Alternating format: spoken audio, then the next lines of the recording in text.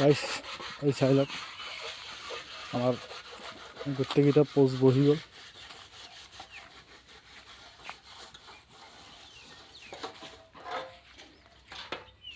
এই যে